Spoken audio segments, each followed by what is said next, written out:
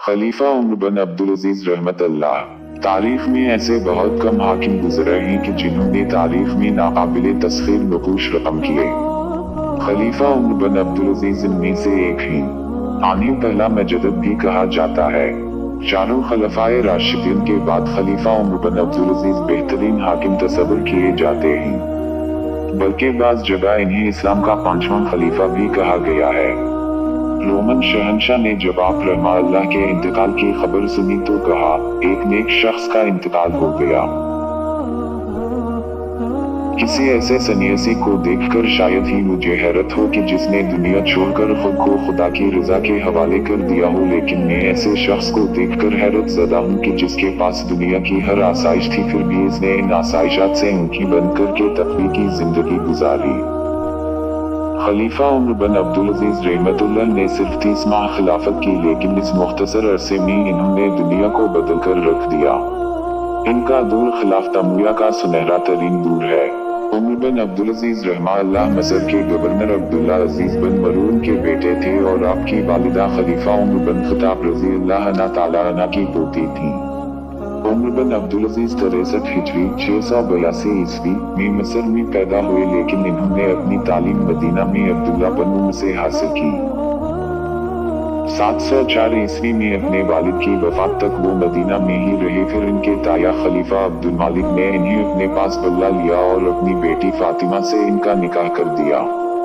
706 ईस्वी में वो नए खलीफा अब्दुल मालिक के बेटे वलीद बिन अब्दुल मालिक के हुक्म पर मदीना के गवर्नर बन गए। खलीफा वलीद और उनके बाद खलीफा सुलेमान बिन अब्दुल मालिक के दौर खिलाफत में उमर बिन अब्दुल अजीज मदीना के गवर्नर रहे, लेकिन जब खलीफा सुलेमान बीमार हुए तो इन्होंने अपने मुशीर के मशवरे पर अपने चचाजाद उमर बिन अब्दुल अजीज रहमतुल्लाह को अपना वली अहद नामजद कर दिया, क्योंकि इनके अपने बच्चे अभी छोटे थे। अपनी खलीफा की नामजदगी के बाद उमर बिन अब्दुल अजीज ने मिंबर पर चढ़कर लोगों से खिताब किया कि ऐ लोगों, मेरी चाहत और आपकी रजामंदी के बगैर मुझे आपका खलीफा नामजद कर दिया गया है। मैं आप लोगों को अपनी बीच से आजाद करता हूँ कि आप जिसे मुनासिब समझें उसे अपना खलीफा नामजद कर लें। लोगों ने जवाब दिया, ऐ उमर, हमें आप पर पूरा इत्मीनान है, हम आप ही को अपना खलीफा बनाना चाहते हैं। उमर ने फरमाया, ऐ लोगों, तो फिर तब तक मेरी ताबेदारी करना जब तक मैं अल्लाह की ताबेदारी करता रहूं, और अगर मैं अल्लाह की नाफरमानी करूं तो तुम लोगों पर मेरी ताबेदारी वाजिब नहीं। उमर बिन अब्दुल अजीज निहायत ही परहेजगार इंसान थे। इन्होंने आसाइशों की बजाय सादगी को तरजीह दी। खलीफा बनने के बाद इन्होंने अपनी तमाम दौलत बैतुल माल में जमा करवा दी और महल की बजाय एक छोटे से घर में रहने को तरजीह दी। वो शाही लिबास की बजाय आम कपड़े पहनते और खलीफा उमर बिन खत्ताब रज़ी अल्लाह तआला अन्हु की तरह अवाम में चलते फिरते पहचाने नहीं जाते। अपनी खलीफा की नामजदगी के बाद इन्होंने अपनी शहजादों की ऐश व इशरत की जिंदगी को खैरबाद कह दिया और इनकी ज़ौजा ने भी इनके कहने पर अपने वालिद से मिलने वाले तमाम ज़ेवरात बैतुल माल में जमा करवा दिए। उमर बिन अब्दुल अजीज वो पहले खलीफा हैं जिन्होंने दूसरी जुबान में कुरान का तर्जुमा करवाया। मोहम्मद बिन कासिम के सिंध फतह करने के 6 साल बाद खलीफा उमर बिन अब्दुल अजीज ने 718 ईस्वी में सिंध के हुक्मरान के कहने पर कदीम सिंधी जुबान में कुरान का तर्जुमा करवा कर सिंध भेजा। अनकसीर लिखते हैं कि इनकी इस्लाहात के नतीजे में सिर्फ फारिस से आमदनी 28 मिलियन दिरहम से बढ़कर 124 मिलियन दिरहम हो गई। इन्होंने ईरान, खरासान और शुमाली अफ्रीका में बहुत वसी पैमाने पर काम करवाए, जिसमें नहरों, सड़कों, मुसाफिरों के लिए पनाहगाहों और मेडिकल डिस्पेंसरी की तमीर शामिल है। इनके छोटे से दौर खिलाफत में इतने खुशहाल हो गए कि दुनिया से कोई भी कोई खैरात का मुस्तहिक ना मिलता।